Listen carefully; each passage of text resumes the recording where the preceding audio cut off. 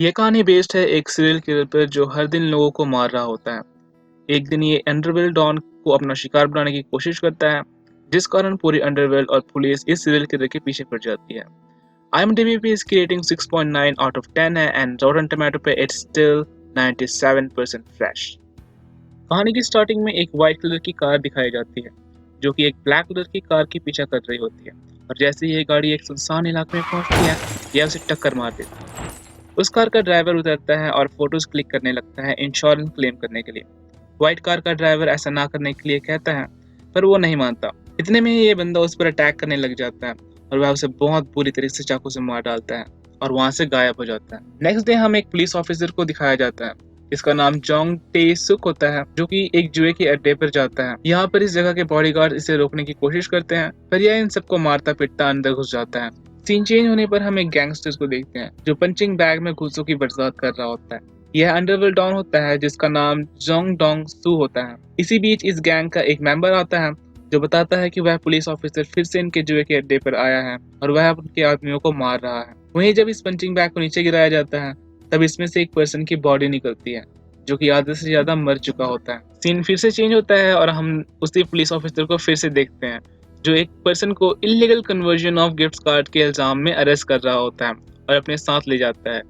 Scene change होने पर हम देखते हैं डोंग सू पुलिस हेडक्वार्टर में फोन करता है और एक सीनियर ऑफिसर को इसके बारे में बताता है और कहता है कि वो अपने आदमियों को जल्दी वापस बुला लें।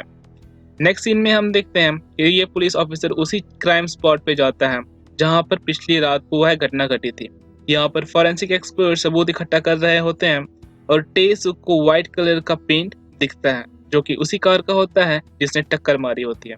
नेक्स्ट सीन में हम देखते हैं अंडरवर्ल्ड डॉन साथ बैठकर खाना खा रहे होते हैं। इस डॉन का नाम सोंग डू होता है और डोंग सू ने जिस बंदे को पंचिंग बैग में भरकर मारा था वह इसी डॉन का आदमी था, क्योंकि इसने उनके इलाके में जाकर वसूली करने की कोशिश की थी। यहाँ पर डोंग सू इसे कहता है कि अगर तुम मेरे इलाके में घुसने की कोशिश करोगे तो मैं तुम्हें जान से मार दूंगा। बिजनेस करना तो दूर की बात, तुम भीख मांगने के लायक भी नहीं रहोगे। यहाँ पर सोंगडू इस बात को सीरियसली नहीं लेता, जिसके कारण डोंग सू का आदमी गुस्सा हो जाता है और इसके असिस्टेंट आपस में ही भड़क जाते हैं। इस बात पर सोंगडू डोंगसू से कहता है, ये सिखाया तुमने अपने आदमियों को? और ये सुनते ही डोंगसू अपने आदमी को इतनी जोर से मारता है कि उसका पूरा जबड़ा ही तोड़ देता है। वहीं दूसरे आदमी का वो तो पूरा दांत ही उखाड़ देता है। ये सब देख के सोंगडू डर जाता है और डोंगसू उसे आखिरी बार कहता है कि अगर तू अभी भी नहीं सुधरा तो अगली बारी तेरी होगी। कहानी आगे बढ़ती है और हम देखते हैं पुलिस उस आदमी के बारे में बात कर रहे होते हैं जिसकी मर्डर हुई थी। इस टीम में कई इन्वेस्टिगेटर्स और सीनियर ऑफिसर होते हैं जो अपना ओपिनियन दे रहे होते हैं कि मोटिव ऑफ मर्डर क्या हो सकता है। जुंग टे यहाँ पर उन केसेस के बारे में बताता है जो पहले से हो चुकी थी और जिनका मर्डर करने का तरीका सेम था, चाकू का इस्तेमाल करके। वो कहता है ये सारा काम एक सीरियल किलर का हो सकता है क्योंकि पहले भी जो मर्डर हुई थी उनके भी मर्डर करने का तरीका सेम था। इस बात पर कोई यकीन नहीं करता और सब अपना ही ओपिनियन देने लगते हैं। इनका सीनियर ऑफिसर गुस्सा हो जाते हैं और कहते हैं तुम ये सब प्रमोशन पाने के लिए कर रहे हो, है कि नहीं? और इस बात पर जोंगटे नाराज हो जाता है और वहां से चला जाता है। सीन चेंज होने पर डोंग सू को दिखाया जाता है जो कि मीटिंग खत्म होने पर उस होटल से बाहर निकल रहा होता है और ये कहता है कि वो अकेले गाड़ी चलाकर जाएगा, तुम बाकी के मेंबर्स को लेकर वापस अपने अड्डे पे चले जाओ। नेक्स्ट सीन में हम देखते हैं वह सीरियल किलर अब इसी गाड़ी का पीछा कर रहा होता है और इसे जोर से ठोकर मारता है क्योंकि इसका नेक्स्ट शिकार यह डॉन होता है, पर इस बात को वो सीरियल किलर तो न जानता है। ये दोनों गाड़ी से बाहर निकलते हैं और सीरियल किलर कहता है कि रोड काफी स्लिपरी थी इसलिए वह गाड़ी कंट्रोल नहीं कर पाया। जोंग टूस की तरफ देखता है और कहता है कोई नुकसान नहीं हुआ, तुम जाओ यहाँ से। वह अपनी गाड़ी पर बैठने लगता है। उसी बीच वो सीरियल किलर इसकी पीठ पर वार कर देता है और कई बार वार करता है। डॉन बड़ा सख्त आदमी होता है, वो कमजोर नहीं पड़ता और इससे लड़ता है। इसके एक दो गुस्से से उस सीरियल किलर की बैंड बज जाती है, पर वो भी हार नहीं मानता और इस पर अटैक करता रहता है। डॉन उससे उसका चाकू छीन लेता है और इसी के चेस्ट पर वार करता है, जिस कारण वो सीरियल किलर पीछे हट जाता है और अपनी गाड़ी में बैठ जाता है। वहां से निकलते वक्त वह डॉन को भी गाड़ी से ठोक देता है। नेक्स्ट सीन में हम देखते हैं डॉन को हॉस्पिटल ले जाया जाता है और वहीं दूसरी ओर डॉन के आदमी सोंग डू पर अटैक करने के लिए उनके अड्डे पर जाते हैं क्योंकि उन्हें लग रहा होता है कि यह सब उन्होंने करवाया है। डॉन के आदमी सोंग डू के आदमियों को मार देते हैं, पर सोंग डू वहां से बच के निकलने में कामयाब हो जाता है। वहीं दूसरे सीन में उस सीरियल किलर को दिखाया जाता है जिसका मन अभी भी नहीं भरा होता और वह एक पेट शॉप में जाता है ताकि किसी जानवर को मार सके। पर वहीं पर उस पेट शॉप का ऑनर आ जाता है और यह उसे अपना शिकार बनाता है। सीन चेंज होने पर हम देखते हैं डॉन को अब होश आ चुकी होती है और ये कहता है कि सोंग डू ने यह नहीं करवाया था क्योंकि उस अटैकर का अटैक करने का तरीका कम्प्लीटली अलग था और उसने अकेले ही मुझ पर अटैक किया। इसी बीच जोंग टू वह पुलिस ऑफिसर आता है ताकि वह उससे पूछताछ कर सके। फिर डॉन इसे यहाँ पर कुछ भी नहीं बताता और इसे यहाँ से जाने के लिए कहता है। पर यह पुलिस ऑफिसर बड़ा हाई लेवल का टेढ़ा आदमी होता है। यह हॉस्पिटल के बेसमेंट में जाता है जहाँ पर गाड़ियों को पार्क किया गया होता है और वह उस डॉन की गाड़ी की इन्वेस्टिगेशन करने लगता है। इसको यहाँ पर सेम वही वाइट पेंट मिलती है। मतलब ये बात तो कंफर्म थी कि इस बंदे को भी उसी ने मारा था जिसने पिछले बंदे को मारा था। अब जोंग टे को अपनी सीरियल किलर वाली बात पर यकीन हो गया था और जब वह अपनी सीनियर को यह बात बताता है तब वह इस बात पर यकीन नहीं करता। इसके मेन दो रीजन होते हैं। पहला यह है कि वह डॉन का आदमी होता है और वह उसे पुलिस के इस मामले से बचाना चाहता है, और दूसरा यह कि वह जोंग टे को पसंद नहीं करता।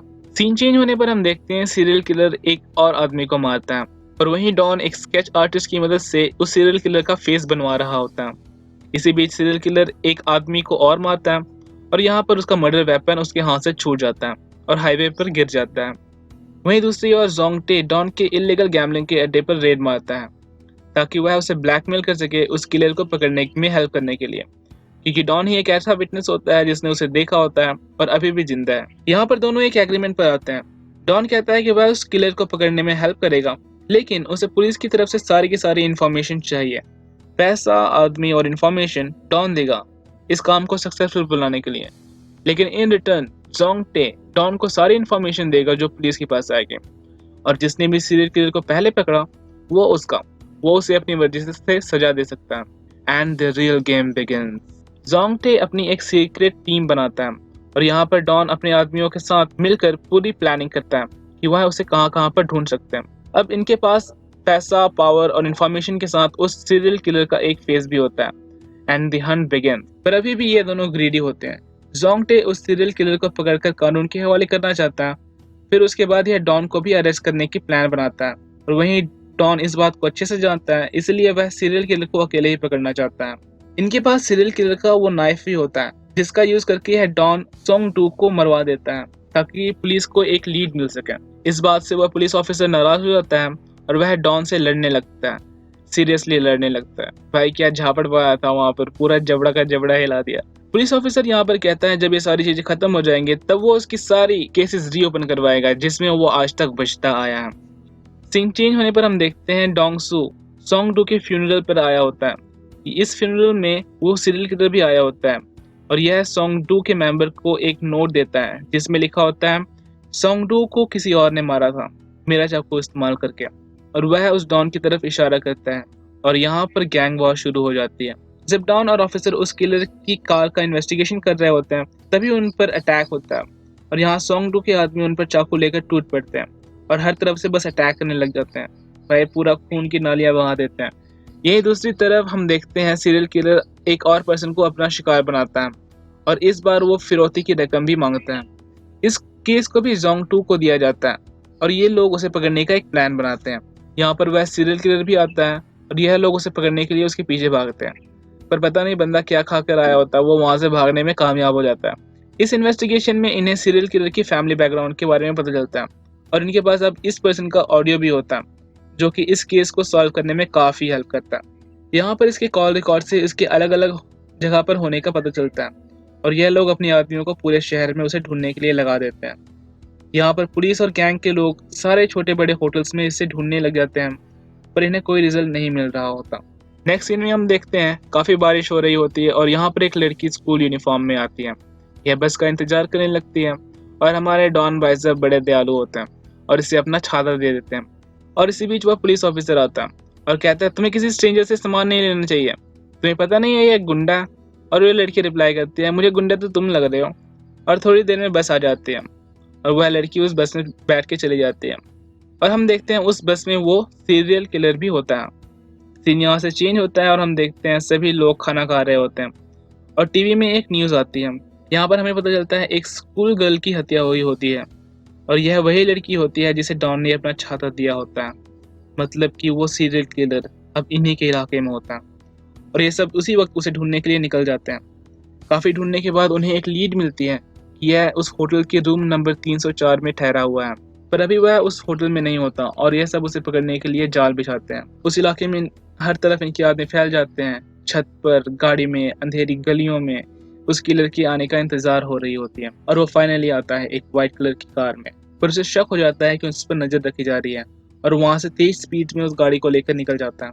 ये लोग उसका पीछे करते हैं और पागलों की तरह गाड़ियां चलाते हैं एंड फाइनली उस कार का एक्सीडेंट कर देते हैं। पर यह बंदा यहाँ पर भी नहीं रुकता और वहां से भागने में कामयाब हो जाता है। वो अंधेरी गलियों में गायब हो जाता है और इसे पकड़ने के लिए वो तीनों अलग अलग हो जाते हैं, अलग अलग डायरेक्शन में चले जाते हैं, जिस कारण एक आदमी को वो सीरियल किलर मार देता है। यह डॉन का राइट हैंड होता है और इसके मरने के बाद तो डॉन आग बबूला हो जाता है। वो खून का निशान का पीछा करते हुए एक कोरियो के स्टूडियो में जाता है और यहाँ पर उसे वो सीरियल किलर मिल जाता है। यहाँ पर डॉन उसे इतना मारता है, इतना मारता है, इतना मारता है कि वो पूरा का पूरा बेहोश हो जाता है। वह उसे घसीटते हुए अपनी गाड़ी में डालता है और एक जगह पर ले जाता है। यहाँ पर भाई ये उसे हाई लेवल का टॉर्चर करता है, मार मार के पूरे चेहरे का फालूदा बना देता है। वहीं दूसरी ओर पुलिस ऑफिसर इसका लोकेशन ट्रैक कर लेता है और फुल स्पीड में इसी की ओर आ रहा होता है। इधर डॉन एक बड़ा वाला चाकू लेकर इसे मारने वाला होता है। तभी वो ऑफिसर गाड़ी लेकर सीधा इस जगह पर घुस जाता है और डॉन को अपनी गाड़ी से ठोक देता है, जिसके कारण वह बेहोश हो जाता है। वो ऑफिसर किलर को अपने साथ ले जाता है और जब वह ठीक होता है तब उसे कोर्ट में पेश करता है और वहीं दूसरी ओर यह डॉन के सारे इल्लीगल धंधों को सीज कर देता है। जब इसे कोर्ट में पेश किया जाता है तब जितनी भी मर्डर्स यहाँ आज तक हुई है इसे साबित करने के लिए इनके पास कोई कॉन्क्रीट सबूत नहीं होता। पर हम यहाँ पर डॉन को गवाही देने के लिए आते देखते हैं। बट वेट अ सेकेंड, डॉन यहाँ पर गवाही क्यों देगा? अगर वो ऐसा करेगा तो वो खुद जेल नहीं चला जाएगा। और हम यहाँ पर सीन चेंज होने पर देखते हैं ये पुलिस ऑफिसर उसके पास जाता है और कहता है कि वो उसे गवाही दे। यहाँ पर डॉन उसे बहुत बुरी तरीके से मारता है और हम देखते हैं पुलिस ऑफिसर के पास एक प्रूफ होता है जिसमें डॉन ने कहा होता है कि उसने सॉन्ग 2 को मारा था और अगर वह इस बात को मीडिया में लीक कर दे तो यहाँ पर उसके अरेस्ट वारंट की नहीं बल्कि शूट एट साइड का ऑर्डर आएगा। यहाँ पर पुलिस ऑफिसर उसे ब्लैकमेल करता है और कहता है कि अगर वह गवाही देगा तो वह उसे कम से कम सजा दिलवाएगा और आज तक जितने भी मर्डर्स हुए हैं उसके लिए वह सुंग डू को ब्लेम करेगा। पर यहाँ पर डॉन एक कंडीशन रखता है जो कि मैं आगे बताऊंगा। सीन चेंज होता है और हम देखते हैं डॉन कोर्ट में सारे सबूत पेश करता है। वो बताता है कि किस तरह से इसने इस पर वार किया था जिस कारण इस सीरियल किलर को सेंटेंस टू डेथ होती है और इस डॉन को भी अरेस्ट कर लिया जाता है क्योंकि वो होता तो एक डॉन ही है ना। सीन चेंज होता है और हम देखते हैं डॉन को उसी जेल में लाया जाता है जहाँ पर इस सीरियल किलर को रखा गया होता है। यह सब उसी पुलिस ऑफिसर ने करवाया होता है क्योंकि डॉन ने कंडीशन रखी थी कि अगर वह जेल जाएगा तो उसका ट्रांसफर उसी जेल में करवाना होगा जहाँ पर उस किलर को रखा गया होगा ताकि वह उसे खुद मार सके। यह उसे देखकर हंसता है, मतलब इसकी यहाँ पर फुल ऑन वाट लगने वाली होती है। And the movie ends here. इस मूवी की सबसे अच्छी बात ये full of surprises and thrill से भरी हुई है। अगर आपको ये वीडियो अच्छी लगी और आप थ्रिल से भरी एक और वीडियो देखना चाहते हैं तो इस वीडियो को जरूर देखें। IMDb पे इसकी रेटिंग 6.2 आउट ऑफ 10 है एंड Rotten Tomato पे it's still 64% fresh. See you in the next video.